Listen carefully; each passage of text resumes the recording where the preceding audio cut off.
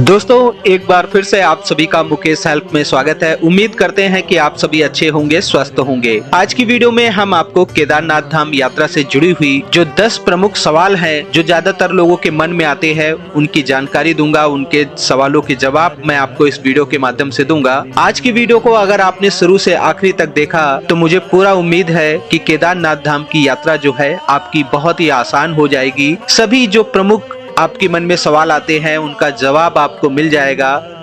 10 सवालों के साथ साथ एक हम बोनस में आपको जानकारी देंगे और वो बोनस वाली जानकारी जो है वो भी आपके लिए बहुत ही ज्यादा इम्पोर्टेंट है। तो पूरी वीडियो को लास्ट तक देखना है। तो आज की वीडियो को हम शुरू करते हैं। मेरा नाम है मुकेश, आप सभी देख रहे हैं मुकेश हेल्प। सबसे पहले हम बात करते हैं कि आप लोगों के मन में जो 10 प्रमुख सवाल हैं वो कौन कौन से हैं, और फिर उसके बाद हम एक एक सवाल को पकड़कर उसका जवाब देंगे, उसकी जानकारी देंगे। तो सबसे पहले बात आती है कि केदारनाथ धाम यात्रा जो है ये कितने दिन की होती है। आप लोगों के मन में सवाल आता होगा कि कितने दिन में हम केदारनाथ धाम की यात्रा को आसानी से कर सकते हैं। दूसरा सवाल है कैसे हम केदारनाथ धाम पहुंच सकते हैं। तीसरा जो सवाल है कि केदारनाथ धाम यात्रा करने पर हम कहां कहां पर रुकें। चौथा जो प्रमुख सवाल है बहुत ही खास है, लोगों के मन में इसका बहुत ज्यादातर लोगों के रहता है कि केदारनाथ धाम की ट्रैकिंग कितनी है और हम कैसे केदारनाथ धाम की यात्रा पूरी करें। पांचवा जो सवाल है कि केदारनाथ धाम मंदिर में हम पहुंच तो गए हैं पर दर्शन कैसे करें, फैमिली के साथ हैं या ज्यादा लोग हैं तो कैसे आसानी से दर्शन कर सकते हैं। छठा सवाल है केदारनाथ धाम में कहाँ रुका जाए। केदारनाथ धाम में रुकना भी एक सवाल होता है क्योंकि आप नीचे तो रुक जाते हैं लेकिन केदारनाथ धाम के पास आसपास रुकना थोड़ा सा मुश्किल होता है, तो उसके बारे में भी हम आपको जानकारी देंगे। केदारनाथ धाम हम जा तो रहे हैं, पास में कौन कौन से प्लेस पड़ते हैं, ये 7वां सवाल होता है कि कौन कौन से प्लेस हम और दर्शन कर सकते हैं। 8वां जो सवाल है कि केदारनाथ धाम की यात्रा तो कर रहे हैं लेकिन इसको हम बजट यात्रा कैसे करें। बहुत लोगों का पैकेज कम होता है या बहुत लोगों के जो सोचते हैं कि ये हमारी यात्रा जो है ज्यादा हमें महंगी ना पड़े, बजट यात्रा हो जाए। 9वां जो सवाल है वो रहता है कि केदारनाथ धाम में मौसम कैसा होगा। और 10वां बहुत ही प्रमुख सवाल है कि केदारनाथ धाम की यात्रा पर जा तो रहे हैं लेकिन हमें क्या क्या ले जाना चाहिए ताकि हमें वहां पर किसी तरह की कोई परेशानी ना हो।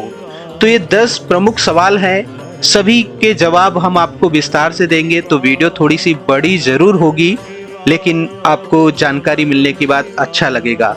एक और रिक्वेस्ट है, अगर आप ऐसे ही लगातार 4 धाम यात्रा के बारे में जानकारी पाना चाहते हैं, हरिद्वार ऋषिकेश यात्रा के बारे में जानना चाहते हैं तो चैनल को सब्सक्राइब जरूर कर ले और बेल आइकन भी दबा दे ताकि आने वाली हर एक वीडियो की जानकारी आपको मिलती रहे। दोस्तों बात करते हैं पहले सवाल के आंसर की, और पहला सवाल था कि केदारनाथ धाम के लिए कितने दिन लगते हैं। तो केदारनाथ धाम की यात्रा जो है मिनिमम 3 दिन मैक्सिमम 4 दिन की होती है। हरिद्वार से यात्रा शुरू होती है और हरिद्वार में ही यात्रा खत्म होती है। तो 3 दिन में करेंगे तो थोड़ी सी जल्दबाजी रहेगी और 4 दिन में आप करेंगे तो आपको थोड़ा सा आसान हो जाएगा और आसपास के जो प्लेस हैं वहां भी आप दर्शन कर लेंगे। दूसरा जो सवाल है कि कैसे हम केदारनाथ धाम तक पहुंचे। तो केदारनाथ धाम तक पहुंचना है तो हरिद्वार पहुंच जाइए। हरिद्वार से सुबह सुबह बसें जाती हैं, लगभग 4 से 5 बजे सुबह अर्ली मॉर्निंग सोनप्रयाग के लिए बसें निकलती हैं और सोनप्रयाग जो है एक मुख्य पड़ाव है जहां से आगे बस नहीं जाती है। तो सोनप्रयाग तक आप पहुंच सकते हैं। अगर आप 3-4 लोग हैं या इससे ज्यादा हैं तो आप एक कार बुक कर सकते हैं।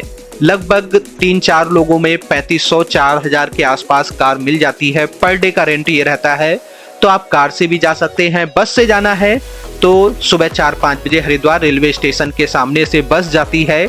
ऑनलाइन बुकिंग होती है और ऑफलाइन खाली रहेगा तो आपको मिल जाएगा, लेकिन शुरुआती दौर में जो है थोड़ा सा मुश्किल हो जाता है क्योंकि उस समय बसों की संख्या इतनी नहीं होती है और श्रद्धालु बहुत होते हैं।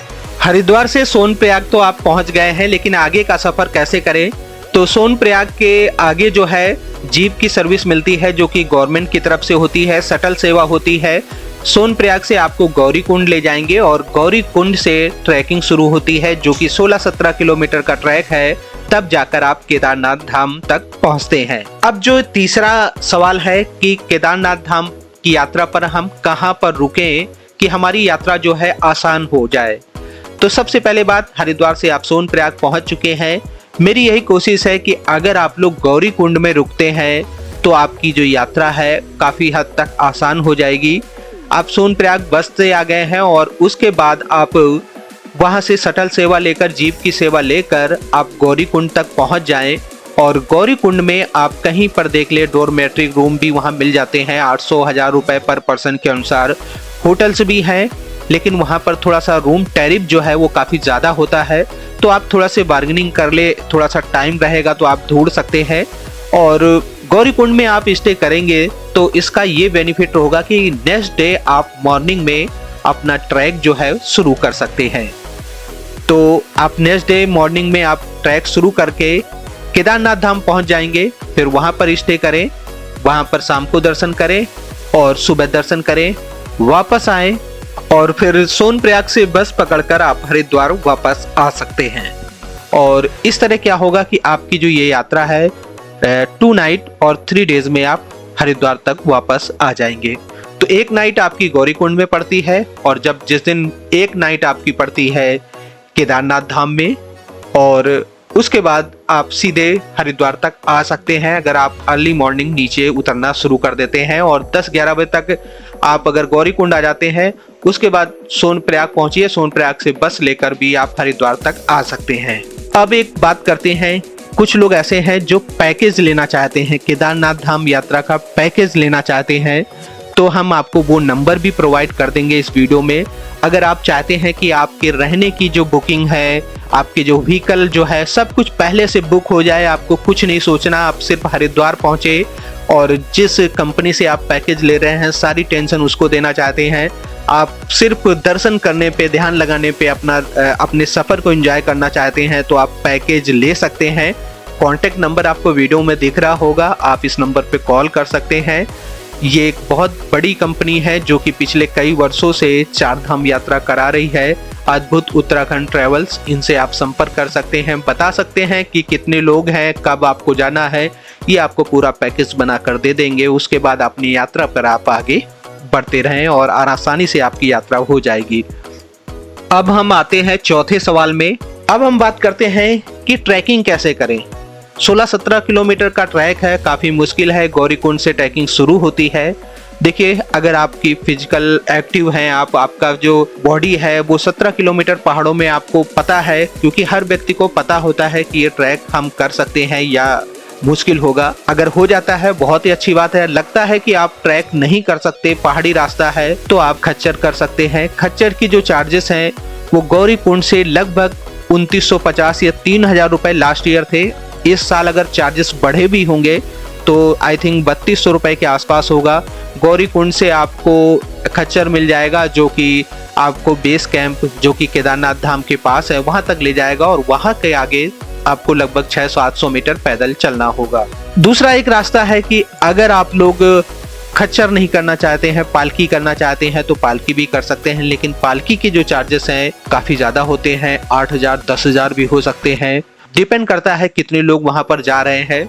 और जो मैंने खच्चर का चार्ज बताया है वो भी 1 साइड का चार्ज है, वापस आएंगे तो अलग से चार्ज लगेगा, और ऐसे ही पालकी के चार्जेस हैं। दोस्तों, एक जरूरी बात यह भी है कि अगर आप ट्रैकिंग पैदल करते हैं, ट्रैकिंग करते हुए मंदिर तक जाना चाहते हैं, तो जितना अर्ली मॉर्निंग हो सके उतना अच्छा है। आप 5 बजे 4 बजे भी अगर ट्रैक शुरू करेंगे तो बहुत अच्छा रहेगा। जितनी जल्दी आप लोग केदारनाथ धाम पहुंचेंगे उतना ही अच्छा है, क्योंकि वहां पर सुविधाएं जो है लिमिटेड है। अगर आप पहले वहां पहुंच जाते हैं तो आपको रहने के लिए पक्का अच्छी न अच्छी जगह मिल जाएगी। वहां पर टेंट मिल जाएंगे, अच्छे कैंप मिल जाएंगे, और कई बार टेंट कैंप भर जाते हैं। फिर अगर होटल में जाते हैं तो होटल का चार्जेस काफ़ी ज़्यादा है। तो आप जितनी जल्दी ट्रैकिंग शुरू करेंगे उतनी जल्दी वहां पहुंचकर अपने रात की रुकने की व्यवस्था पहले कर लें, और उसके बाद दर्शन के लिए लाइन में लगे दर्शन करें। अगर आप ऐसे ही लगातार वीडियो देखना चाहते हैं तो चैनल को सब्सक्राइब करके बेल आइकन जरूर दबा दें। अब बात करते हैं जो एक बहुत ही प्रमुख सवाल है 5वें नंबर का, दर्शन कैसे करें।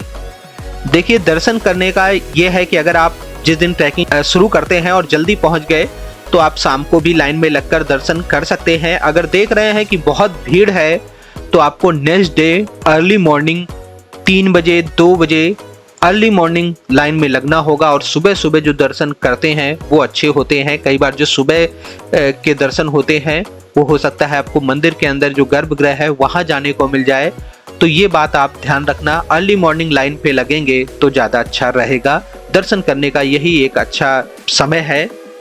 दोस्तों वीडियो अच्छी लग रही है तो लाइक जरूर करें, क्योंकि हम आपके लिए ऐसे जरूरी कंटेंट लाते रहते हैं ताकि आपकी यात्रा आसान हो जाए, सरल हो जाए। अब जो छठा सवाल है कि केदारनाथ धाम में कहाँ रुके। वैसे तो मैंने आपको पिछले कुछ सवालों में बताया भी है कि अगर आप जल्दी पहुंच जाते हैं फिर तो आपको वहाँ कैंप मिल जाएंगे, टेंट मिल जाएंगे, जो कि लगभग 800 रुपये पर पर्सन, 700 रुपये पर पर्सन में रुकने का हो जाता है।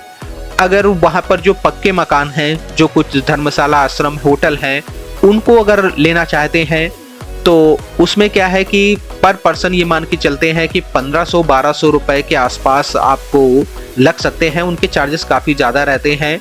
और वहाँ पर कुछ गवर्नमेंट के भी, GMVN के भी जो होटल्स हैं, तो उनको अगर ऑनलाइन ट्राई कर लें, अगर ऑनलाइन उनकी बुकिंग हो जाती है फिर तो बहुत ही अच्छा है आपके लिए, क्योंकि केदारनाथ धाम में रुकना के लिए अच्छी व्यवस्था होना बहुत ज़रूरी है। क्योंकि वहाँ पर नाइट में बहुत ज़्यादा ठंड हो जाती है, माइनस में टेम्परेचर हो जाता है। तो इस बात का आपको ध्यान रखें। वहाँ रहने की व्यवस्था अगर ऑनलाइन GMVN की जो वेबसाइट है वहाँ पर जाकर केदारनाथ धाम में जो भी 2-3 बिल्डिंग हैं वहाँ पर हो जाता है तो आपके लिए सबसे अच्छा रहेगा। अब बात करते हैं सातवां कि केदारनाथ धाम के आसपास कौन कौन से प्लेस हैं जहां आप लोग दर्शन कर सकते हैं। तो जब आप गौरीकुंड पहुंचते हैं तो गौरीकुंड में गौरी माई का मंदिर है, वहां पर आप लोग दर्शन कर सकते हैं। वो माता पार्वती जी की तपस्थली है गौरी माई के नाम पर, तो वहां मंदिर में आप दर्शन कर लें। उसके बाद गर्म जल का वहीं पर कुंड है, वहां भी दर्शन करें, स्नान कर सकते हैं वहां पर। उसके बाद आप अपना ट्रैक में आगे बढ़ सकते हैं। अगर आपके पास समय है तो त्रियुगी नारायण एक बहुत ही फेमस मंदिर है जो कि सोनप्रयाग से लगभग 15 किलोमीटर दूसरी साइड जाता है, एक रास्ता अलग जाता है। वहां पर जा सकते हैं जहां पर कहते हैं कि भगवान भोलेनाथ और माता पार्वती का विवाह हुआ है। वहां जाएंगे तो फिर आपको 4 दिन का पूरा समय चाहिए। 4 दिन में आपके पास कई घंटे एक्स्ट्रा मिल जाते हैं जहां पर आप त्रियोगी नारायण मंदिर में जाकर दर्शन कर सकते हैं। उसके साथ साथ गुप्त काशी रास्ते में पड़ता है। गुप्त काशी में भी काशी विश्वनाथ जी का मंदिर है, तो वहां पर भी आप दर्शन कर सकते हैं। रास्ते में आपको रुद्रप्रयाग संगम स्थल पड़ेगा, तो वहां भी दर्शन कर सकते हैं। तो कुल मिलाकर कह सकते हैं कि 4-5 प्रमुख स्थान हैं जहां पर आप लोग इस यात्रा के दौरान दर्शन कर सकते हैं। अब हम बात करते हैं कि ये जो यात्रा है ये बजट यात्रा कैसे बने, कैसे हम कम पैसे में केदारनाथ धाम की यात्रा करें। तो उस कंडीशन में आपको हरिद्वार से अर्ली मॉर्निंग बस से जाना होगा। बस का जो चार्जेस है लगभग 650-700 रुपये था लास्ट ईयर, ऐसे इस बार भी होगा। और बस की टिकट ऑनलाइन ऑफलाइन दोनों तरह होती है। यहाँ से आप पहुँचिए सोनप्रयाग से 60 रुपये टैक्सी में लगाइए और पहुँच जाइए गौरीकुंड। और गौरीकुंड में आप देखें डोरमेट्रिक अगर बेड मिल जाता है 800-700 रुपये में, तो वो बजट आपकी यात्रा में बहुत ज़्यादा साथ देगा। उसके बाद आप अपना ट्रैकिंग करनी होगी, क्योंकि बजट यात्रा है तो आपको फिर ट्रैक करना होगा। ट्रैकिंग करके आप पहुंच जाइए केदारनाथ धाम। वहां पर भी 800 रुपये के आसपास आपको पर पर्सन कैंप टेंट मिल जाते हैं, वहां रुक सकते हैं। उसके बाद दर्शन करें। नेक्स्ट डे आप ट्रैकिंग करके नीचे आ जाएं। फिर उसके बाद आप गौरीकुंड से सोनप्रयाग पहुंचे और सोनप्रयाग से बस लेकर हरिद्वार आ सकते हैं। तो इस तरह आपकी जो यात्रा है आई थिंक 5000 के आसपास पर पर्सन हो जाएगी। अब एक और प्रमुख सवाल है कि केदारनाथ धाम का मौसम कैसा होता है। केदारनाथ धाम का मौसम जो है बहुत ज़्यादा ठंडा होता है। वहाँ पर टेम्परेचर रात में तो माइनस में हो जाता है और दिन में भी काफ़ी ज़्यादा ठंड होती है। एक बात का आपको ध्यान ये रखना है कि आप जब ट्रैकिंग करेंगे तो अर्ली मॉर्निंग करेंगे, क्योंकि आपको 2-3 बजे तक मंदिर तक पहुंच जाना है। क्योंकि शाम का समय जो होता है उस समय मौसम एकदम से चेंज हो जाता है और लगभग कह सकते हैं कि बारिश होने के चांसेस काफ़ी ज़्यादा रहते हैं 3-4 बजे के बाद। तो अगर आप जल्दी पहुंच जाएंगे तो आपको आसान भी हो जाएगा। और अगर रहने के लिए कुछ आपको पहले से वहां व्यवस्था हो जाती है तो ठंड से काफ़ी राहत होगी। तो ठंड बहुत ज़्यादा होती है आपको ठंड के सारे कपड़े लेकर जाना है। मौसम वहां पर शाम के समय अलग होता है और सुबह 11-12 बजे थोड़ा सा आपको लगेगा, जब धूप निकलेगी तो हल्का हल्का गर्म सा लगेगा। हालांकि वही 3 बजे के बाद आपको बहुत ज्यादा ठंड लगने वाली है और सुबह तक आपको अच्छी खासी ठंड लगेगी, पूरी रात ठंड लगेगी, तो ये आपको ध्यान रखना है। अब हम बात करते हैं जो एक बहुत ही प्रमुख सवाल है कि केदारनाथ धाम यात्रा पर क्या क्या लेकर जाना चाहिए, हमारे बैग में क्या क्या होना चाहिए। सबसे पहली बात, अगर आपको किसी तरह की कोई भी दवा चल रही है, मेडिसिन चल रही है, तो आपको दवा आपको अपने पास पहले से ही रख लेनी है और दवा लेकर जाना है। रेनकोट आपके लिए बहुत जरूरी है। कई बार वहां पर छाता लेकर लोग जाते हैं, वहां तेज हवा चलती है तो छाता इतना काम नहीं करेगा, आप रेनकोट ले जाएं। बैग को कवर करने के लिए बैग कवर भी आता है, तो वो भी ले जाएं ताकि बैग भी आपका जो सामान है वो भी गीला ना हो। आपके पास शूज होने चाहिए अच्छे ट्रैकिंग वाले। अगर ट्रैकिंग करनी है तो शूज होना बहुत ज़रूरी है, क्योंकि कई बार रास्ते में देखा गया है कि उसी रास्ते से खच्चर भी चलते हैं, थोड़ा सा वो रास्ता जो है थोड़ा स्लिप करता है क्योंकि वहीं पर पानी भी आ रहा होता है। तो ये सब चीज़ें ध्यान रखते हुए आपको ट्रैकिंग शूज रखने हैं। आप कोशिश करें जब आप ट्रैकिंग करें तो लोअर या कुछ ऐसी ड्रेस हो, थोड़ा लूज हो, जीन्स वीन्स पहनकर ट्रैकिंग ना करें, मुश्किल हो जाता है कई बार। और उसके साथ साथ आपके बैग में पावर बैंक होना चाहिए मोबाइल चार्ज करने के लिए। रास्ते में हालांकि कई जगह आपको नेटवर्क मिल जाता है तो कॉल कर सकते हैं, लोग अपने फैमिली से बात कर सकते हैं, लेकिन पावर बैंक जरूर होना चाहिए। वहां पर इलेक्ट्रिसिटी का कोई गारंटी नहीं है कि कब चली जाए। और उसके साथ साथ आपके बैग में सॉक्स एक्स्ट्रा होने चाहिए, क्योंकि कई बार वहां पर बर्फबारी हो जाती है, जब आप उसमें चल रहे होते हैं तो शूज गीले हो जाते हैं, तो सॉक्स एक्स्ट्रा होने चाहिए। वूलन कैप होनी चाहिए, ग्लव्स होने चाहिए। और आपको ये बात भी ध्यान रखना है कि आप जब ट्रैकिंग करें तो आपका बैग ज्यादा भारी ना हो, तो इस तरह आपके पास जैकेट भी होनी चाहिए ताकि लाइट वेट हो और रात के समय वो जैकेट भी गर्म भी हो। तो इन्हीं सभी बातों को आपको ध्यान करके चलना है। अगर आपको लगता है कि आप ट्रैकिंग करने में आपको सांस फूलती है, इस तरह की कुछ लगता है, तो आपके पास एक छोटा कॉम्पैक्ट ऑक्सीजन सिलेंडर भी होना चाहिए। छोटे छोटे सिलेंडर आते हैं ऑक्सीजन वाले, तो वो भी आप कैरी कर सकते हैं। अब हम बात करते हैं बोनस जानकारी की, जिसकी बात हमने वीडियो की शुरुआत में की थी, और वो ये है कि केदारनाथ धाम में नेटवर्क कौन कौन से अच्छे आते हैं।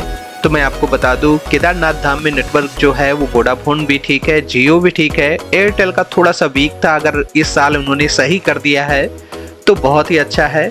तो ये कुछ नेटवर्क हैं जो काफ़ी अच्छे हैं, जिस पे आप थोड़ी सी वीडियो कॉल भी कर सकते हैं, कॉल करके बात कर सकते हैं।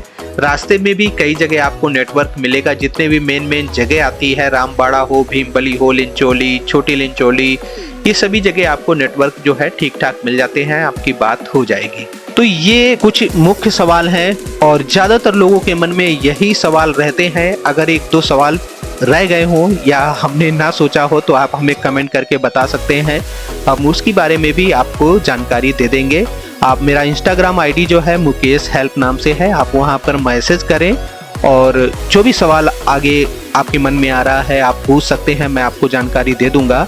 तो आज की वीडियो तो अच्छी लगी होगी आप सभी को। ऐसे ही हम आपके लिए बद्रीनाथ धाम की यात्रा की वीडियो लेकर आएंगे, यमुनोत्री धाम की यात्रा की वीडियो लेकर आएंगे, गंगोत्री धाम की, तो बस थोड़ा थोड़ा इंतजार करते रहें, हम ऐसे ही वीडियो लाते रहें। तो दोस्तों ये थी केदारनाथ धाम यात्रा के प्रमुख जानकारी है। वीडियो अच्छी लगी है लाइक कर दीजिए, शेयर कर दीजिए, ऐसे ही लगातार वीडियो लाते रहेंगे। आप सभी अपना ख्याल रखें। जय हिंद, जय गंगे माता, जय माता दी, हर हर महादेव, जय श्री राम।